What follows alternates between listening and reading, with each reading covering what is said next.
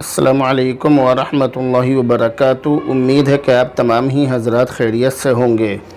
Daily سوال و جواب کے ایک نئے ایپیسوڈ کے ساتھ میں مفتی خالد قاسمی اپنے تمام بھائیوں بہنوں اور دوستوں احباب کی خدمت میں حاضر ہوں، اور آج کے ڈیلی سوال و جواب کے ایپیسوڈ میں آپ کا تہہ دل سے استقبال کرتا ہوں۔ ڈیلی سوال و جواب کے آج کے ایپیسوڈ میں ہم نے یہ سوال لیا ہے۔ یہ سوال ہے محمد عارف کی طرف سے، کہہ رہے ہیں کہ کسی کے پاس رہنے کا مکان ہو اور اس کے پاس 1 لاکھ کا گولڈ بھی ہو اور اس پر قرضہ بھی ہو تو قربانی واجب ہے یا نہیں؟ یہ جو آپ نے سوال کیا ہے کہ اگر کسی کے پاس رہنے کا مکان ہو تو رہنے کے مکان پر قربانی واجب نہیں ہوتی ہے، چاہے وہ مکان کتنی ہی قیمت کا ہو۔ اگر آدمی کے پاس مکان ہے، رہنے کا مکان ہے، تو اس مکان کی وجہ سے اس پر قربانی ہرگز واجب نہیں ہوگی، کیونکہ وہ استعمالی مکان ہے، وہ مکان اس کے استعمال میں آ رہا ہے، وہ اس کی ضرورت ہے۔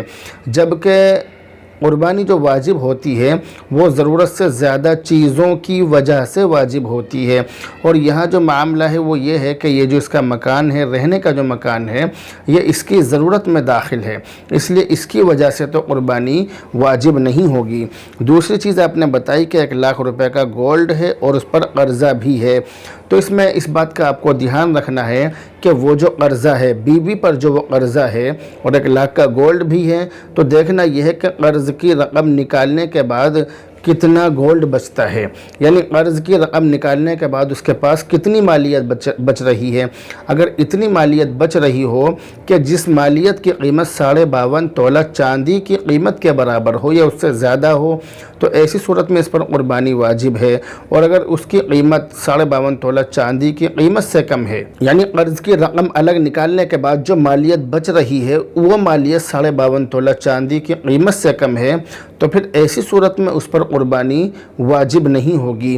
اس کے اندر ایک دلچسپ بات یہ بھی ہے کہ اگر بیوی کے پاس گولڈ ہو یا مالیت ہو مگر قرضہ شوہر پر ہو، تو شوہر کا قرضہ بیوی پر نہیں تھوپا جائے گا۔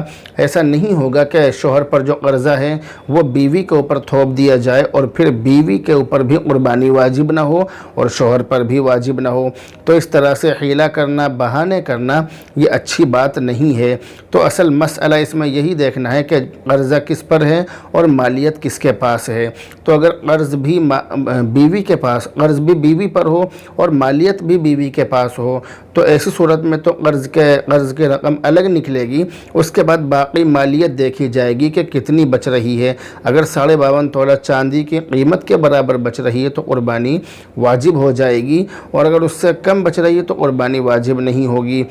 اور اگر قرضہ شوہر پر ہو اور مالیت بیوی پر ہو، تو ایسی صورت میں بیوی پر قربانی واجب ہو جائے گی، لیکن اس کی جو رقم ہے، اس کی جو مالیت ہے بیوی کی، اس مالیت میں سے شوہر کے قرض کی رقم الگ نہیں نکالی جائے گی، کیونکہ مذہب اسلام کے اندر دونوں کی مالیت الگ الگ ہیں۔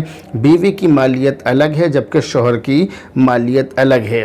اس لیے ایسی صورت میں حکم یہی ہے کہ اپنی اپنی مالیت کے سب مالک ہیں، تو بیوی کو قربانی کرنی پڑے گی۔ امید ہے کہ آپ اس مسئلے کو بہت اچھی طرح سے سمجھ گئے ہوں گے۔ تو بہرحال اب آپ سے رخصت ہوتے ہیں، دعاؤں میں یاد رکھیں۔ السلام علیکم ورحمۃ اللہ وبرکاتہ۔